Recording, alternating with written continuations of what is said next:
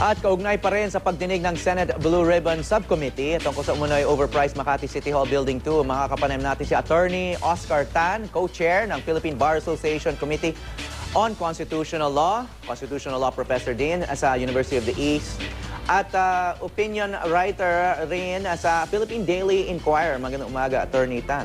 Magandang umaga ulit, Howie. So you're a constitutional law professor at may mga lumilitaw na posibleng magiging constitutional issues dito sa pagdinig sa Senado, no?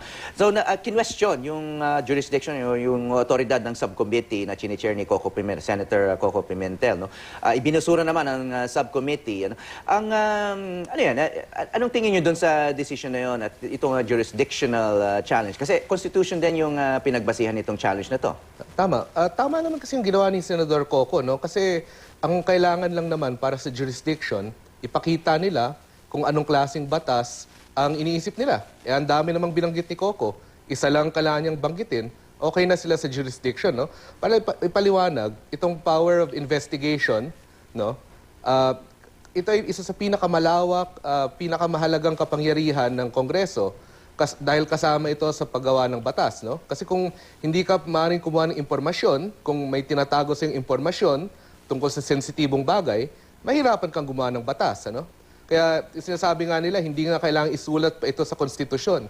Kahit hindi ito nakasulat, dapat may kapangyarihang ganito ang ating mga kongresista, no? Pero yun nga, sinasabi ng mga Binay, mukha namang dahil sabi nga niya, binabastos sila. At hindi ito in aid of legislation, kundi in aid of ambition or political ambition ng mga senador. But of course, that's subject to interpretation ng mga tao. No? Tama po. Pero yung doktrina natin, dahil hinalal natin ang mga to, no? Nationally elected ang ating mga senador, napakalawak ng kanilang ng discretion nila. Kung kahit sabihin natin pang akala natin walang kwenta ang batas na iminumungkahi, may kapangyarihan pa rin sila, no? Kaya napakadali lang po na ipasa ang jurisdictional challenge. Magbanggit lang siya ng isang posibleng batas sa mga tinatanong niya, kahit pa man sabihin natin ay siya parang hambog o nagsasayang ng oras o medyo kabobohan ng minumungkahing batas, pasado pa rin yun sa jurisdiction at napakahirap na pakialaman halimbawa ng Korte Suprema ang ganong pa siya. Kaya napansin nyo, hindi lang si Senador Coco, no, hanggang kay Senate President Drilon, tuwing magbukas siya ng bibig, ay parang may binabanggit na kung anong batas ang posibleng konektado dito. No? Dahil yun lang, mabanggit lang niyang isa, pasado na siya agad. Ano? Mahirap manalo sa ganyang jurisdictional challenge laban sa Senado. Kasi it's always hard to know kung ano yung tunay na motibo. Basta sabihin mo, hindi, this is going to help legislation. Okay na yon. Tama. Kahit sabihin niya, in general, baka amiyandahan natin ang ating graft and corruption laws, ang ating bidding process. Kahit ganun lang ka, kahit medyo malabo, pwede na yon. Okay, mukhang hindi tatanggapin yung decision na yan ng mga Binay at iakyat nga nila sa Supreme Court. Meron na bang jurisprudence kaugnay na to sa Supreme Court na dinicide nila na wala kayong jurisdiction dyan. Kayong Senate Committee, hindi nyo dapat dinidinig ang kasong ito? Siguro, mas mahirap yung jurisdiction mismo, no? Pero yung karaniwang, yung mas matimbang, kung sabihin ng isang iniimbita dito sa hearing, na ito ay lalabag ng kanyang karapatang pantao, ano? Halimbawa, ang right against self-incrimination, ang karapatang hindi tumestigo laban sa sarili. Ito ay nasa konstitusyon din, napakahalaga, napakalumang karapatang pantao, ano? Hindi ibig sabihin na siya ay may tinatago o siya ay may kasalanan. Ibig lang sabihin na halimbawa, karapatan naman niya na magsalita tungkol sa bagay na sa tingin niya ay ihaharap sa korte sa tamang lugar, no? Kasi sa Senado, mas wala pang proteksyon na ng isang hukuman, ano? Okay, sakaling pumanig nga sa mga Binay ang Korte Suprema. So, tapos na ang pagdinig. Tingin ko medyo mahirap 'yon, ano? Siguro yung pwede ay hindi papasalitain ang ilang tao na nagreklamo dahil sabi nila may pending case laban sa kanila, pero sa ngayon kailangan din nating tingnan na wala pong kaso sa hukuman, ano? investigasyon pa lang po ito sa ombudsman, pero wala pa pong sinasampa sa Sandigan Bayan, no? Okay, sakaling matalo rin sa Korte Suprema ang jurisdictional challenge ng mga Binay, ni Mayor Binay specifically. So tuloy-tuloy ito, pero hindi pa rin sisipon, hindi pa rin magtutugon doon sa Binay, ang mga Binay. Ano naman ang kapangyarihan ng Senado? Ay, gaya ng sinasabi nila, mismong nasa kanilang rules of procedure, no, ay pwede ng komite, hindi lang yung subcommittee, ano, pero yung buong Blue Ribbon Committee, boboto sila na ipapaaresto ang kung sino mang ayaw dumalo. Ngunit, kailangan lang tandaan na pwede nga silang padamputin at dalhin dun sa Senado.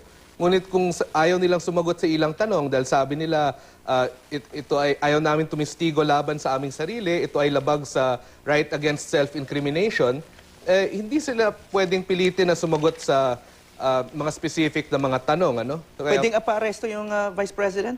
Wala bang immunity yan?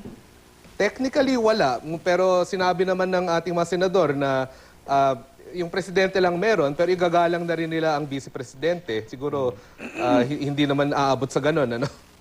Okay, bago tayo magtapos, pumanig muna tayo dito sa bar exams, no? Kasalukuyang bar exams na talagang nababalita sa lahat yung pati yung pagte-take ng bar exam, pati yung results nito. You've written a commentary recently na napansin ko, nagkaroon ng 20,000 shares na, no, sa Inquirer. Basically, yung sinasabi mo, parang masyado natin gino-glorify yung bar exams, masyado natin ibinabalita. And then you also critique the whole law school curriculum. Sinabi mo nga rito, it's a soulless memory games. Puro memorization yung law schools natin. Ano ba dapat ang ini-emphasize sa law schools sa atin? Dapat critical analysis, ano, yung malalim na pag-iisip. Kunyari, itong mga pinag-uusapan natin, hindi ganun kadali ang mga tanong na to, no? Hindi lahat ng tinatalakay dito sa show mo pwedeng ilagay sa bar exam dahil minsan walang tamang sagot, ano? May puwang ang magaling na abogado na gumawa ng sariling sagot at maaaring ito ay maging tama. Hindi mo basta-bastang mahanap sa libro. So, yung sinasabi mo, there's an emphasis on memorization of laws and decisions at the expense of critical thinking skills. Tama, at hindi lang yun, no? Minsan, ang pagmemorya ay sa mga patay na batas, sa mga siguro lampas 50 years out of date na, pinapamemorya pa rin. Kasi baka itanong sa bar exam. Dahil hindi pati, nasa libro pa rin eh. No? Well, yung isang binanggit mo nga, yung UP Law School, no? Dati parang mas ini-emphasize yung mga electives, yung sinasabi mo, the essence of the law rather than bar review. Pero yun nga, nabatikos nga yung UP Law dahil hindi na lumalabas dun sa top 10 nung isang taon, no? So, bumalik doon sa itong sinasabi mo ng soulless memory games. Kaya ngayon, nagta-top 10 ulit yung mga UP Law graduates. Pero sinasabi mo, that's a wrong direction for law schools in general to take. They're gearing their education towards doing well in the bar exams rather than doing well as, what, lawyers? Tama yun. Kasi isipin mo, napakaraming makabagong batas, ano? Pero wala naman sa bar exam curriculum, hindi naman required subject. Pero kung hindi ito pag-aaralan sa law school, paglabas ng mga bagong abogado natin, paano sila makipagsikuhan sa mga abogado sa ibang bayan, ano? Okay, one final thing, no? You pointed out that this is the only country where for front page yung bar results, no?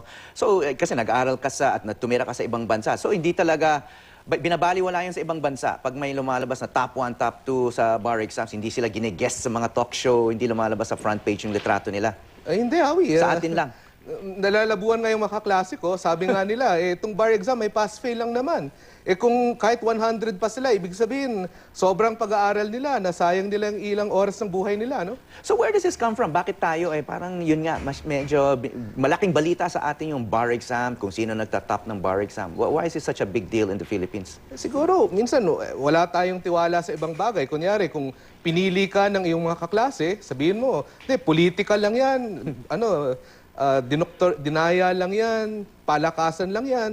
Minsan may tiwala tayo sa itong parang standardized exam. Pero kahit na alam naman natin sa totoo, ang talino ay napakalawak, hindi lahat ng uri ng talino ay nahuhuli ng isang standardized exam, tulad ng bar.